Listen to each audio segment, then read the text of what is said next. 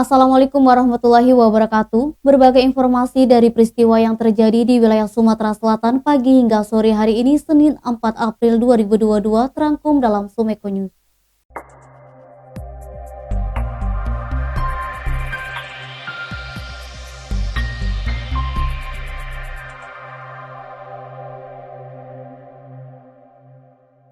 Memastikan seluruh anggotanya tidak terlibat penyalahgunaan atau mengkonsumsi narkoba, Polrestabes Palembang bekerjasama dengan tenaga kesehatan melakukan tes urin. Tes urin dilakukan di halaman depan Samapta Polrestabes Palembang Senin 4 April. Kapolrestabes Palembang Kombes Pol Muhammad Ngaji mengatakan dari tes terhadap 207 orang anggota Polri tidak ada satupun yang positif menggunakan narkoba. Tes ini upaya membersihkan jajaran anggota Polri agar tidak menggunakan narkoba. Dia menghimbau terhadap jajarannya agar menghindari dari konsumsi hingga mengedarkan narkoba. Ngaji menegaskan anggotanya tidak menggunakan narkoba jika didapati akan tindak tegas. Denny, Sumeko TV melaporkan. Wakil Bupati Ogan Ilir Ardani kembali dihadirkan Jaksa Penuntut Umum Kejati Sumsel di persidangan Tipikor Palembang dalam pembuktian perkara dugaan korupsi Masjid Sriwijaya. Ardani dalam perkara ini menjabat sebagai Ketua Divisi Hukum dan Lahan Pembangunan Masjid Sriwijaya. Turut dihadirkan di hadapan Majelis Hakim Tipikor Palembang diketuai Abdul Aziz SHMH Senin 4 April 9 saksi lainnya.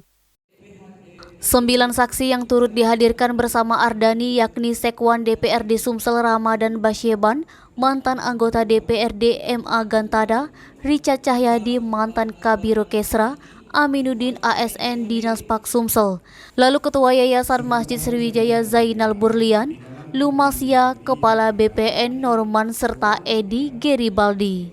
Pada sidang kali ini, ke-10 saksi dihadirkan guna dimintai keterangan untuk pembuktian perkara atas nama terdakwa Moda Imadang. Sementara saksi untuk Alex Nurdin sudah terlebih dahulu diperiksa dalam sidang sebelumnya. Dari keterangan di persidangan seperti pada sidang sebelumnya, Ardani kala itu menjabat sebagai Ketua Divisi Hukum dan Lahan sekaligus menjelaskan bahwa tahun 2015 terjadi permasalahan sengketa lahan di lokasi pembangunan Masjid Sriwijaya di Jakabaring, Palembang. Sengketa kepemilikan lahan tersebut yang digunakan untuk Masjid Sriwijaya pada akhirnya dimenangkan oleh masyarakat hingga ke tingkat Mahkamah Agung. Sementara untuk terkait pengadaan barang dan jasa, saksi Aminuddin selaku Wakil Ketua Panitia Pengadaan Barang dan Jasa di bawah terdakwa Syarifuddin sebagai ketua mengaku banyak tidak terlalu aktif dalam proses kegiatan pengadaan barang dan jasa. Fadli, Sumeko TV melaporkan. Wali Kota Palembang Haji Harnojoyo membuka bazar kebutuhan pokok di halaman kantor Camat Ilir Barat 2 Palembang Senin 4 April pagi. Bazar diikuti sejumlah stan yang menjual berbagai kebutuhan masyarakat. Wali Kota Palembang Haji Harnojoyo mengatakan bazar kebutuhan pokok diselenggarakan kerjasama pemerintah Kota Palembang dengan Dinas Perdagangan Kota Palembang. Bazar diawali Kecamatan Ilir Barat 1 dan Ilir Barat 2 dan akan diselenggarakan di 18 kecamatan di Kota Palembang. Bazar bertujuan menyediakan sembako yang permintaan meningkat selama bulan puasa dengan harga murah. Sembako yang tersedia mulai dari minyak goreng, beras, lauk pauk, daging, cabai, dan lain sebagainya. Harnojoyo berharap bazar dapat dimanfaatkan masyarakat dan jangan ada spekulan yang memanfaatkan dengan cara membekukan barang untuk mencari keuntungan. Naba, Sumeko TV melaporkan.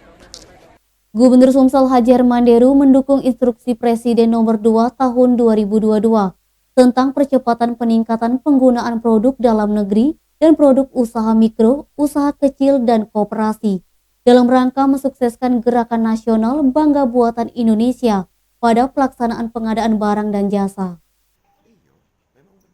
Hermanderu mengatakan ada ratusan triliun dana anggaran pendapatan dan belanja negara, anggaran pendapatan dan belanja daerah, dan badan usaha milik negara yang dimintai oleh Presiden RI Joko Widodo untuk pengguna alokasi 40% belanja produk dalam negeri.